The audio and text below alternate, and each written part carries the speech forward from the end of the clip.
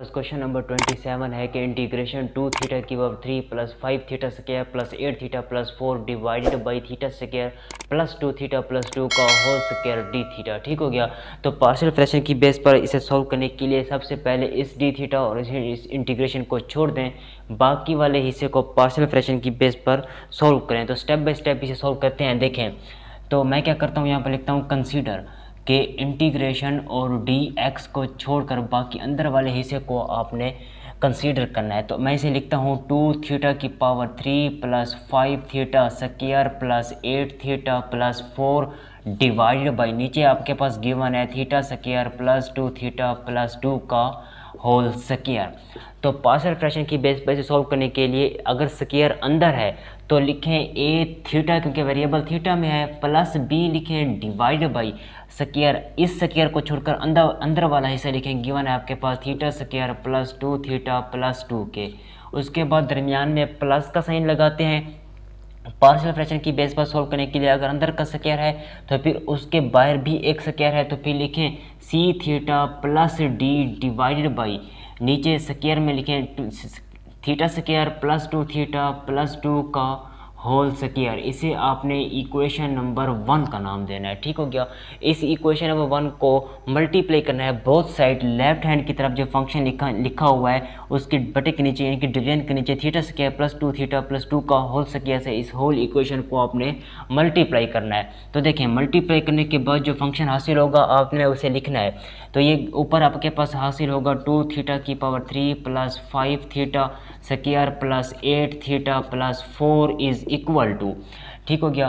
तो ये आपके पास बचेगा ए थीटा प्लस बी, ठीक हो गया, इनटू, तो यहाँ से देखें theta square plus 2 theta plus 2 से ये कैंसिल होगा, एक रह जाएगा। तो मैं यहाँ लिखता हूँ theta square plus 2 theta plus 2, क्योंकि ये स्क्वायर में नहीं है और ये स्क्वायर में है तो एक से कैंसिल होगा, एक रह जाएगा, वो ये लिखा हुआ है। ठीक हो गया। प्लस इसे मैं लिख सकता हूँ सी थीटा प्लस डी, ठीक हो गया, इनटू इस स्क्वायर से ये होल स्क्वायर कैंसिल होगा या मर रह जाएगा, वो लिखने की ज़रूरत नहीं है। इसे मैं इक्वेशन नंबर 2 का नाम दे देता हूँ।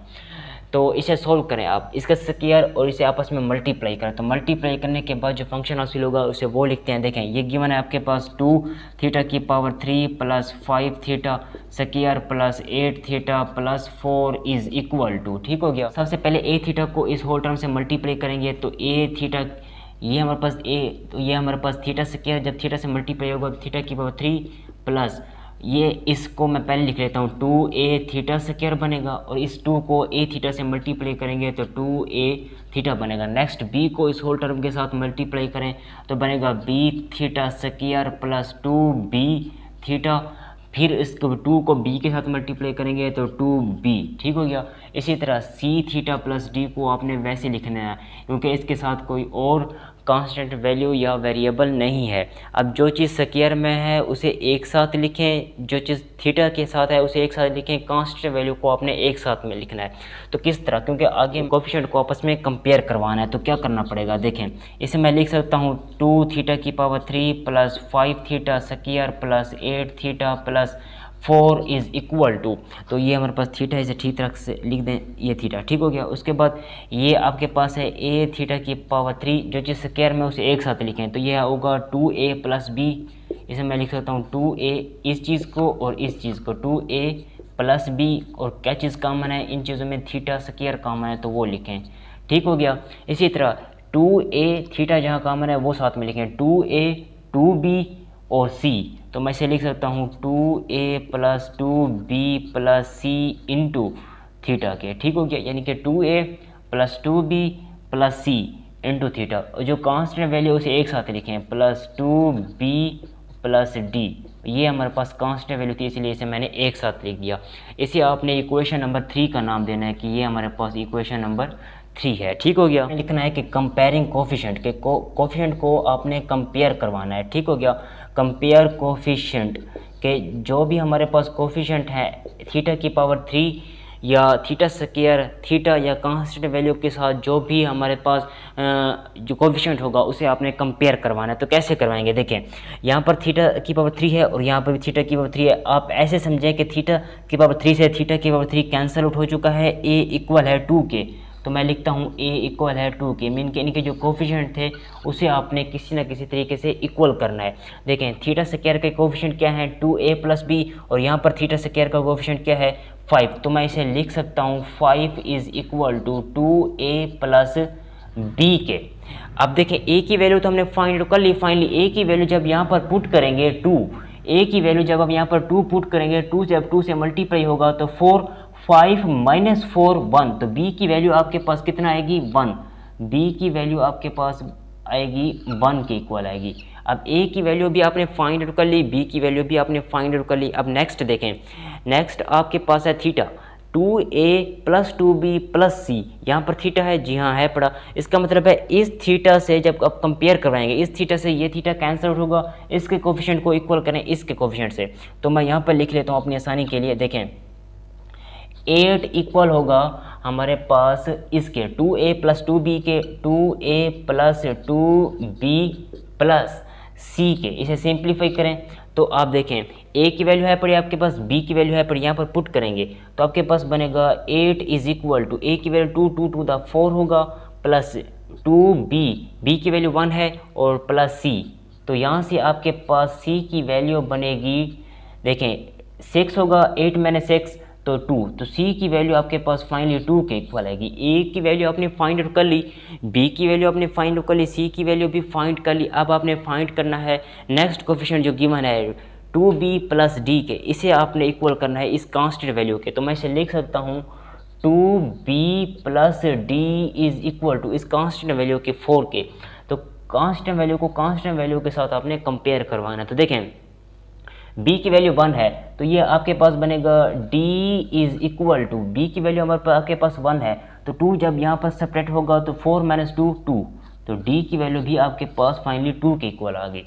तो आपके पास a की वैल्यू है, b की, c, d और d तक की वैल्यू है, आपने इसे इक्वेशन नंबर 1 में पुट करना है।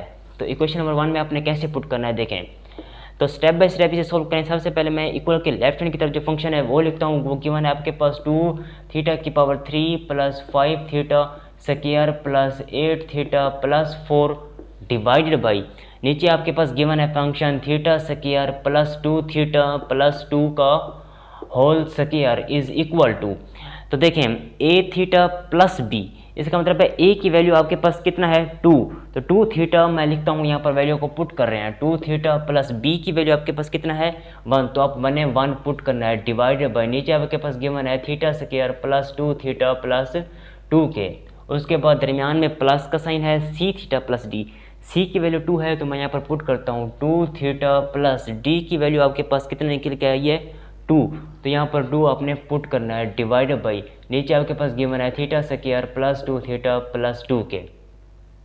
तो फाइनली हमने क्या करना था, इसकी इंटीग्रेशन फाइंड करनी थी। तो इंटीग्रेशन गिवन है आपके पास मीन की integration with respect to d theta, तो दोनों तरफ इसको इंटीग्रेट करें और लिखें डी थीटा, तो डी थीटा मैं यहाँ पर लिख देता हूँ, ठीक हो गया। इक्वल के साइन को यहाँ लिखें और इसको भी इंटीग्रेट कर रहे हैं with respect to d theta. तो इसे स्टेप बाय स्टेप आपने इसे सोल्व करना है। तो देखें अब यहाँ पर समझने वाली बात यह है कि इसकी इंटीग्रेशन अलग से लें और इसकी इंटीग्रेशन अलग से लें। तो इसे मैं लिख सकता हूँ इंटीग्रेशन 2 थीटा प्लस, अब देखें इस 1 को मैं लिख सकता हूँ प्लस 2 माइनस 1 आसानी के लिए, divided by theta square plus 2 theta plus 2 और ये आपके पास डी थीटा, ठीक हो गया। और ये प्लस का साइन है, इसकी इंटीग्रेशन अलग से ले लें तो ये आपके बनेगा 2 थीटा प्लस 2, इस वाले फैक्टर को ऊपर जाकर लिखेंगे तो बनेगा आपके पास theta square plus 2 theta plus 2। अब देखें यहाँ पर स्क्वायर था तो आपने यहाँ पर ये देखें ये स्क्वायर है तो आपने इसके स्क्वायर को लाजमी यहाँ पर लिखना है।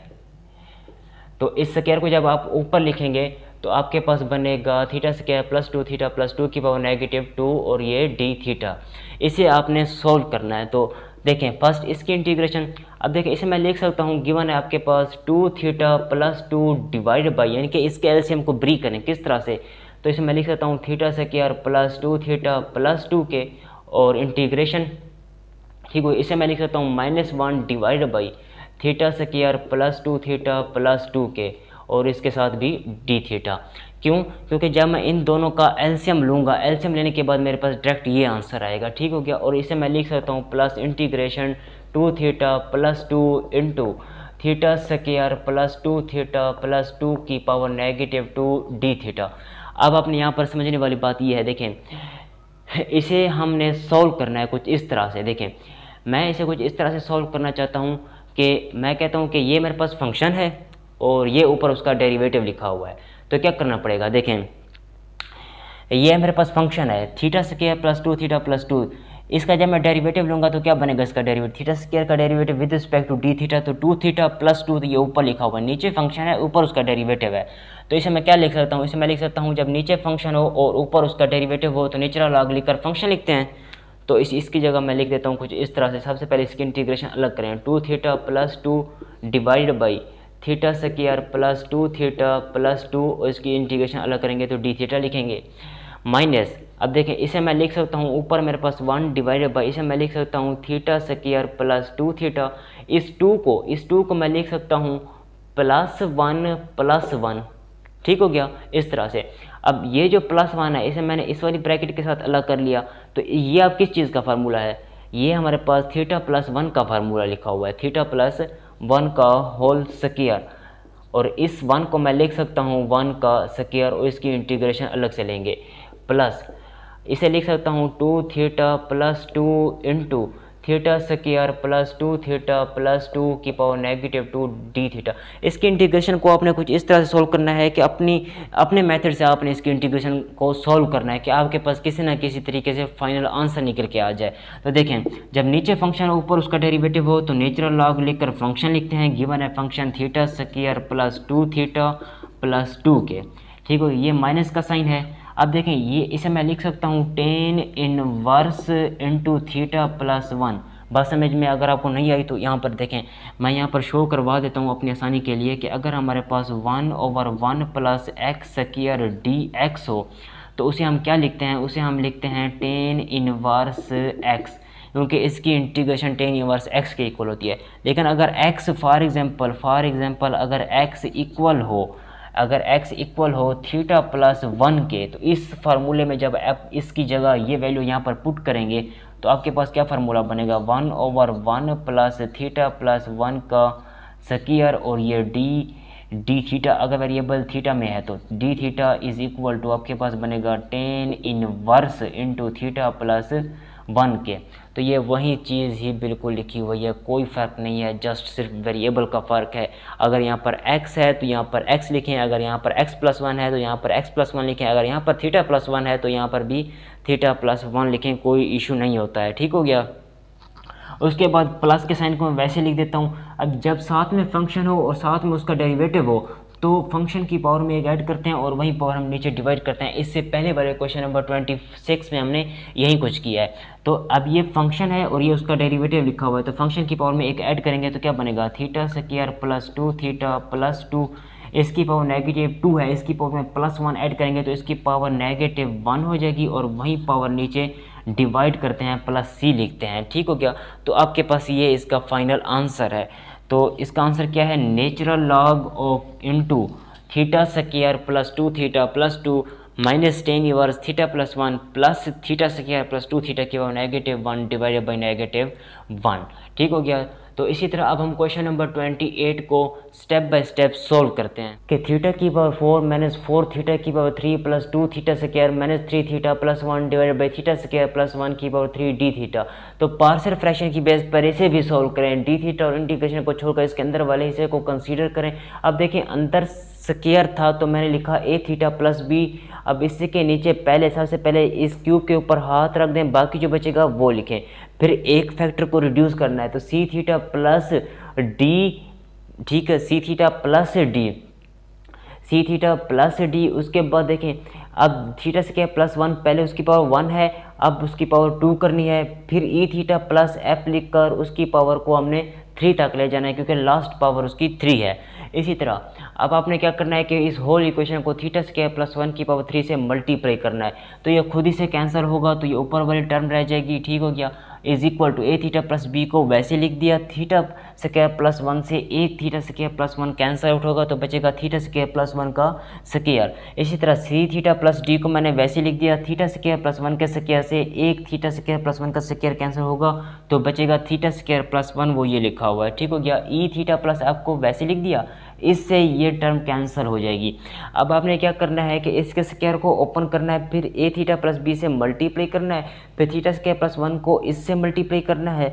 इसके बाद मरने के बाद आपने इसे सीक्वेंस के साथ लिखना है कि थीटा की पावर 5 को पहले लिखना है, फिर थीटा की पावर 4 को बाद में लिखना है, फिर थीटा की पावर 3 के साथ जो कोफिशिएंट होंगे उससे लिखना है, जो कांस्टेंट वैल्यू होंगी उसे, फिर थीटा स्क्वायर जहाँ पर भी कॉमन आ रहा होगा और उसके साथ जो कोफिशिएंट हो गया उसे आपने एक साथ लिखना है, फिर थीटा के साथ जो कोफिशिएंट हो गया उसे एक साथ लिखना है, उसके बाद कांस्टेंट वैल्यू को एक साथ लिखना है। अब आपने क्या करना है कि कंपेयरिंग कोफिशिएंट, इनके कोफिशिएंट को आपस में कंपेयर करवाना है। किस तरह से देखें, यहाँ पर थीटा की पावर 5 है और यहाँ पर थीटा की पावर 5 नहीं है, यहाँ पर थीटा की पावर 5 का कोफिशिएंट ए है और यहाँ पर थीटा की पावर 5 का कोफिशिएंट 0 है, तो ए इक्वल होगा 0 के, क्योंकि हम कोफिशिएंट को आपस में कंपेयर करवा रहे हैं, तो यहाँ से ए की वैल्यू 0 आएगी। इसी तरह नेक्स्ट टर्म थीटा की पावर 4 यहाँ है, यहाँ भी है, यहाँ पर थीटा की पावर 4 का कोफिशिएंट हमारे पास 1 है, तो ये 1 इक्वल होगा इस b के, तो वो b की वैल्यू आपके पास 1 फाइंड आउट हो जाएगी। इसी तरह थीटा की पावर 3 का जो कोफिशिएंट है वो है 2a प्लस सी और यहाँ पर थीटा की पावर 3 का जो कोफिशिएंट है वो है -4, तो -4 इक्वल होगा 2a प्लस सी के, वो ये लिखा हुआ है। a की वैल्यू 0 पुट की, यहाँ पर पुट करेंगे a की वैल्यू तो ये टर्म खत्म हो जाएगी, c का आंसर आपके पास -4 निकल के आएगा। ठीक हो गया। नेक्स्ट टर्म देखें, थीटा स्क्वायर है वो, थीटा स्क्वायर का जो कोफिशिएंट है वो है 2b प्लस डी, ये 2b प्लस डी, यहाँ पर थीटा स्क्वायर का कोफिशिएंट 2 है तो 2 इक्वल होगा 2b बस प्लस डी के, वो ये लिखा हुआ है। अब देखें b की वैल्यू 1 है तो यहाँ पर 1 पुट करेंगे, 2 से 2 कट जाएगा तो b की वैल्यू, d की वैल्यू आपके पास 0 के इक्वल आएगी। इसी तरह नेक्स्ट देखें, आप थीटा के साथ जो कोफिशिएंट है वो है a प्लस सी प्लस ई और यहाँ पर थीटा के साथ जो कोफिशिएंट है वो है -3, तो -3 इक्वल होगा a plus C plus E के, तो ये लिखा हुआ है -3 is equal to a plus C plus E के। अब आप यहाँ पर समझने वाली बात ये है कि a की वैल्यू 0 है, यहाँ पर पुट करें, c की वैल्यू आपके पास -4 है, यहाँ पर पुट करें -4, यहाँ पर जब आएगा तो +4 -3 + 4 1, तो आपके पास e का आंसर आएगा 1 के इक्वल। ठीक हो गया। नेक्स्ट टर्म जो कांस्टेंट जो कोफिशिएंट है b plus D plus F, उसे इक्वल करें कांस्टेंट वैल्यू 1 के साथ, तो वो मैंने यहाँ पर इक्वल किया है। b की वैल्यू मुझे पता है, देखें b की वैल्यू 1 है, यहाँ पर पुट करेंगे, d की वैल्यू 0 है तो उसे रहने दें, d टर्म तो खत्म हो जाएगी, b की वैल्यू 1 और ये 1 0 हो जाएगा, तो f की वैल्यू भी 0 के इक्वल हो जाएगी। तो अब आपने क्या करना है, देखें आपके पास a की वैल्यू है, b की वैल्यू है, c की वैल्यू है, d की वैल्यू है, e की वैल्यू है और f की वैल्यू है। आपने ये वैल्यूज़ को उठाकर इस इक्वेशन में पुट करना है। जब आप इस इक्वेशन में पुट करेंगे, a की वैल्यू 0 है तो 0 जब थीटा से मल्टीप्लाई होगा 0, b की वैल्यू आपके पास 1 है, तो इसका मतलब है it mean 1 divided by theta square plus 1, वो ये लिखा हुआ है 1 divided by theta square plus 1। ठीक हो गया।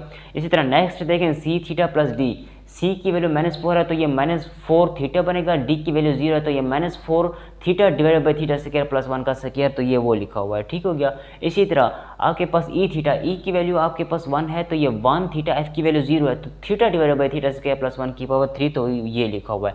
अब हमने क्या करना है कि इस तरफ भी इसकी इंटीग्रेशन लगानी है और इस तरफ भी इसकी इंटीग्रेशन लगानी है। देखें इस तरह जब मैंने इसकी इंटीग्रेशन लगा ली, डी थीटा अलग किया -4, अब देखें इस -4 को मैंने लिख लिया -2 × 2, फिर 2 को मैंने थीटा के साथ लिखा है क्योंकि मैं कहता हूँ कि मेरे पास साथ में फंक्शन और साथ में उसका जब डेरिवेटिव होगा तो उसके इंटीग्रेशन लेना आसान होगा। इसी तरह इसको मैंने लिख लिया 1, 2 से मल्टीप्लाई भी कर लिया, 2 से डिवाइड भी कर लिया, साथ में इसका फंक्शन और साथ में इसका डेरिवेटिव बनाना चाहता हूँ। अब देखें इसकी ये फंक्शन इक्वल के लेफ्ट हैंड की तरफ ये जो चीज़ लिखी हुई है इसे मैंने वैसे लिख दिया। इसे देखें, ये हमारे पास 1/1 प्लस एक्स स्क्वायर हो तो टेन इनवर्स एक्स के इक्वल होता है, अगर वेरिएबल थीटा में है तो टेन इनवर्स थीटा के इक्वल होगा, वो ये लिखा हुआ है। अब -2 को मैंने वैसे लिख दिया। अब ये जो देखें ये फंक्शन है, ये उसका डेरिवेटिव है, तो फंक्शन की पावर में एक ऐड करेंगे तो -1 हो जाएगी और वहीं पावर नीचे डिवाइड करेंगे, 1/2 को वैसे लिख दिया। और ये देखें ये फंक्शन है और ये उसका डेरिवेटिव है, तो फंक्शन की पावर में एक ऐड करेंगे तो -2 हो जाएगी और वहीं पावर नीचे डिवाइड करेंगे, सिंप्लीफाई करेंगे तो ये आंसर आएगा आपके पास।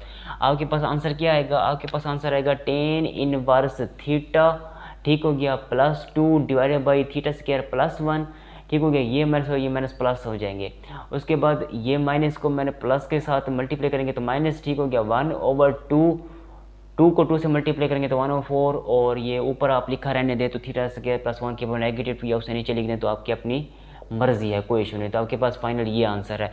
तो ये था हमारे पास इररिड्यूसिबल क्वाड्रेटिक फैक्टर में से आज हमने क्वेश्चन नंबर 25 को किया, 26, 27 और 28। इसी तरह अब next question number improper fraction को सॉल्व करेंगे स्टेप बाय स्टेप, ठीक हो गया। आने वाली नेक्स्ट वीडियो में हम नेक्स्ट क्वेश्चन को सॉल्व करेंगे, ठीक हो गया। तो मिलते हैं नेक्स्ट वीडियो में, तब तक के लिए अल्लाह हाफिज़।